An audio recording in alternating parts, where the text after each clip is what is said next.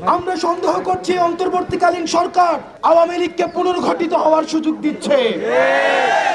অন্তর্বর্তীকালীন সরকারের কাছে আমাদের প্রত্যাশা ছিল এই অন্তর্বর্তীকালীন সরকারের প্রথম এবং প্রধান সংস্কার হবে আওয়ামী লীগকে, এই গণহত্যাকারী আওয়ামী লীগকে ফ্যাসিস্ট সন্ত্রাসী সংগঠন হিসেবে নিষিদ্ধ করবে। ডক্টর মোহাম্মদ ইউনূস, আমরা আপনার কাছে শ্রদ্ধার সাথে আমরা আপনার কাছে বলতে চাই, শহীদদেরকে সাথে নিয়ে, শহীদদের পরিবারদেরকে সাথে নিয়ে, আহতদেরকে সাথে নিয়ে আমরা বলতে চাই আর কোনো টালবাহানা চলবে না। আওয়ামী লীগ কখনোই কোনো রাজনৈতিক দল নয়। আমরা দেখেছি স্বাধীনতা পরবর্তী সময়ে বাকশাল কায়েমের মধ্য দিয়ে দেশে এক ধরনের গণতন্ত্র পরিবর্তে শেখ মুজিব মাফিয়াতন্ত্র চালু করেছিল। আমরা পরবর্তীতে দেখেছি আমরা শেখ মুজিব নিজস্ব বাহিনী দিয়ে জাসদের 30,000 নেতা কর্মীকে হত্যা করেছে। আমরা পরবর্তীতে দেখেছি কিভাবে নৃশংসভাবে আওয়ামী লীগের লুটতরাজের কারণে আমাদের 74-এর বন্যায় 15 লক্ষ মানুষ মৃত্যুবরণ করেছে। তৎপরতা এখনো পর্যন্ত দেখছি না। সংগ্রামী সহযোদ্ধা, আপনারা দেখবেন এই বিচারের কালেক্ষেপণের মধ্য দিয়ে আমরা সন্দেহ করছি অন্তর্বর্তীকালীন সরকার আওয়ামী লীগকে পুনর্গঠিত হওয়ার সুযোগ দিচ্ছে। আপনারা দেখছেন অতীতের ন্যায় সন্ত্রাসী কায়দায় আওয়ামী লীগ বিভিন্ন জায়গায় চোরাগুপ্তা হামলা চালাচ্ছে। অতীতে যেভাবে আওয়ামী লীগ জানমালের জন্য এবং বাংলাদেশের জন্য হুমকি হিসেবে বিবেচিত হতো, যেভাবে আওয়ামী লীগ ভারতের এক্সটেনশন হিসেবে বাংলাদেশে ইমপ্ল্যান্টেড ফোর্স হিসেবে কাজ করেছে, এখনো পর্যন্ত সেভাবে কাজ অব্যাহত রেখেছে। আমরা সন্দেহের চোখে দেখেছি অন্তর্বর্তীকালীন সরকারের কাছে আমাদের প্রত্যাশা ছিল এই অন্তর্বর্তীকালীন সরকারের প্রথম এবং প্রধান সংস্কার হবে আওয়ামী লীগকে, এই গণহত্যাকারী আওয়ামী লীগকে ফ্যাসিস্ট সন্ত্রাসী সংগঠন হিসেবে নিষিদ্ধ করবে।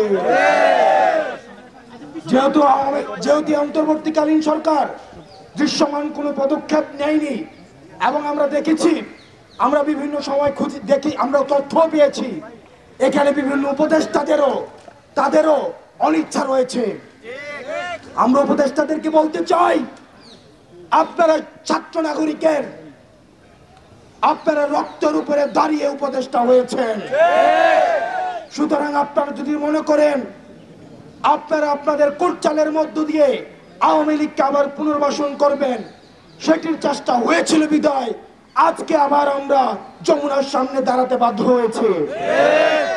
ডক্টর মোহাম্মদ ইউনূস, আমরা আপনার কাছে শ্রদ্ধার সাথে আমরা আপনার কাছে বলতে চাই, শহীদদেরকে সাথে নিয়ে, শহীদদের পরিবারদেরকে সাথে নিয়ে, আহতদেরকে সাথে নিয়ে আমরা বলতে চাই আর কোনো টালবাহানা চলবে না।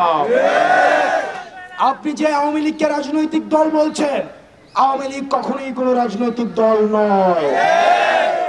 আমরা দেখেছি স্বাধীনতা পরবর্তী সময়ে বাকশাল কায়েমের মধ্য দিয়ে দেশে এক ধরনের গণতন্ত্র পরিবর্তে শেখ মুজিব মাফিয়াতন্ত্র চালু করেছিল। আমরা পরবর্তীতে দেখেছি আমরা শেখ মুজিব নিজস্ব বাহিনী দিয়ে জাসদের 30,000 নেতা কর্মীকে হত্যা করেছে। আমরা পরবর্তীতে দেখেছি কিভাবে নৃশংসভাবে আওয়ামী লীগের লুটতরাজের কারণে আমাদের 74-এর বন্যায় 15 লক্ষ মানুষ মৃত্যুবরণ করেছে। আমরা দেখেছি পরবর্তী সময়ে যখন হাসিনা ক্ষমতায় এসেছে, হাসিনা শুধুমাত্র ক্ষমতায় থাকাকালীন নিজে শুধুমাত্র ফ্যাসিবাদী আচরণ করেছে, বিষয়টি এমন নয়। ক্ষমতার পূর্বেও আমরা লগি বৈঠার আচরণ আমরা হাসিনার কাছ থেকে আমরা দেখেছি। লগি বৈঠা দিয়ে বাইতুল মুকাররমের সামনে পিটিয়ে পিটিয়ে মানুষ হত্যা করতে আমরা দেখেছি। ক্ষমতার স্বাদ পাওয়ার সাথে সাথে 2009 সালে আমাদের ফার্স্ট লাইন অফ ডিফেন্স দেশপ্রেমিক আমরা দেখেছি যে বিডিআর সদস্যদেরকে হত্যা করা হয়েছে। আমরা দেখেছি পরবর্তী সময়ে এই আওয়ামী লীগের হাতে রক্ত লেগে রয়েছে। আওয়ামী লীগ 2013 সালে শাপলা হত্যাকাণ্ডের মধ্য দিয়ে দাড়ি টুপিওয়ালা ইসলাম প্রিয় ভাইদেরকে রাতের অন্ধকারে হত্যা করেছে। এই আওয়ামী লীগের হাতে ইতিহাসের স্তরে স্তরে রক্ত লেগে রয়েছে।